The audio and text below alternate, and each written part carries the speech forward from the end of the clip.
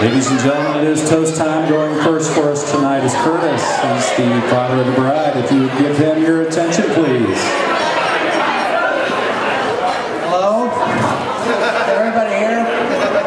Thank you. As he said, I'm Curtis, proud father of the bride. And first of all, let me get my notes out and my glasses. I, like Barack Obama, work better with notes. And don't worry, Andy, I'm not going there. Wow. I want to thank everybody for coming.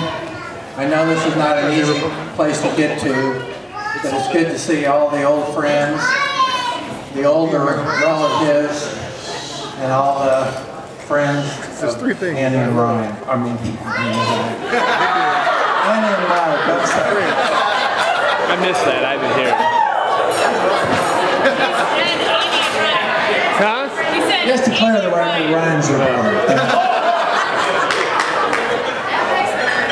I'm just filming. Also, special thanks to Reverend Dr. Michael Narum for officiating the wedding.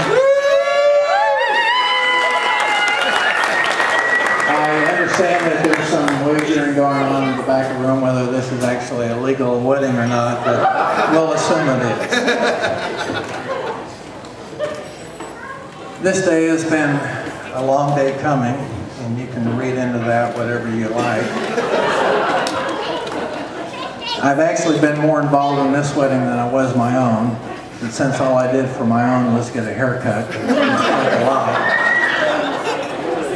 I was invited by Annie and Mike to go to the picking out of the dress and the caterer and the location, but every time I tried to voice an opinion, all I got was the hand. And so I finally realized all they wanted to hear from was my checkbook.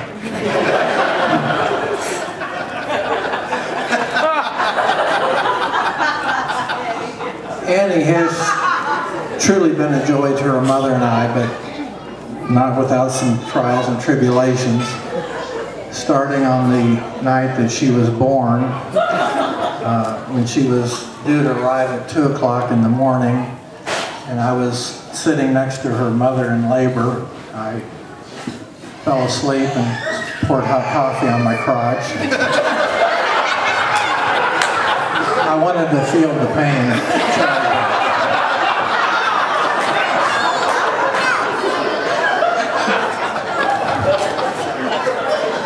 I remember the time when Annie was 5 years old that I was trying to teach her how to ride a bicycle, and after a couple of attempts at what I thought was good coaching technique, she basically told me to beat it and taught herself how to ride the bike.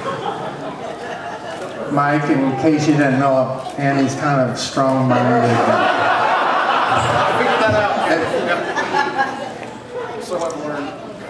She gets that trait from her sister's side of the family. My sister's side of the family, I'm sorry. Yeah. I remember back how I embarrassed her in junior high when, after a junior high dance, I went to pick her up in what we used to call a truck. It was kind of a beat-up pickup truck without the actual bed on it.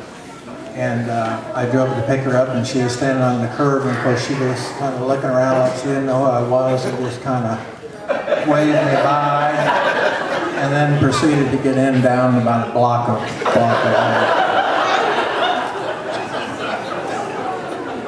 It was about that age that she started acting like a Garmin newbie. You could take her anywhere in the city and drop her off, and she could find her way back to Oak Park Mall.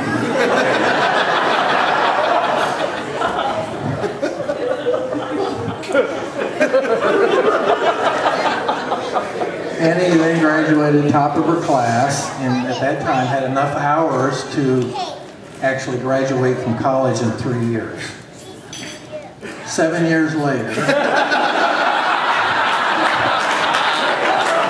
She graduated with 2 degrees and then proceeded to accept the position doing what she knew how to do from birth, shop.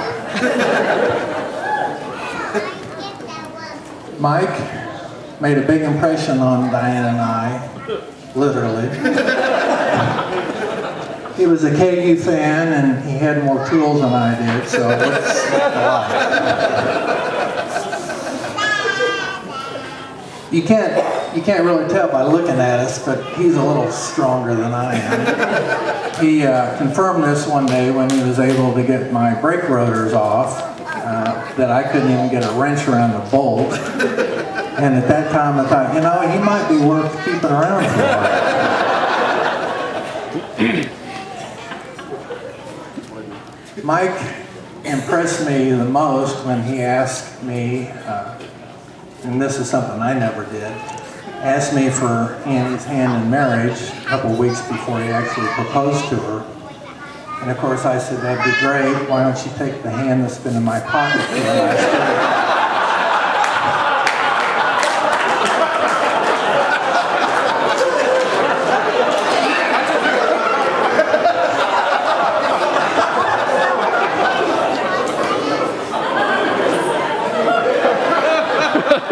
We knew from the start that Mike cared a lot about Annie, and he made her happy, and that's not easy, and that alone made us happy. After 40 years of marriage, you would think that I'd have more words of wisdom, but Mike, I'll tell you just one thing. Give up early. It's easy to It took me 20 years to realize that Diane was always right. And one other thing, in spite of what they say, buying the next purse or the pair of shoes will never quiet the buying beast forever. So please join me in saluting the bride and groom, that they may grow old happily together. If they love each other as much as I love Diane, all should be golden.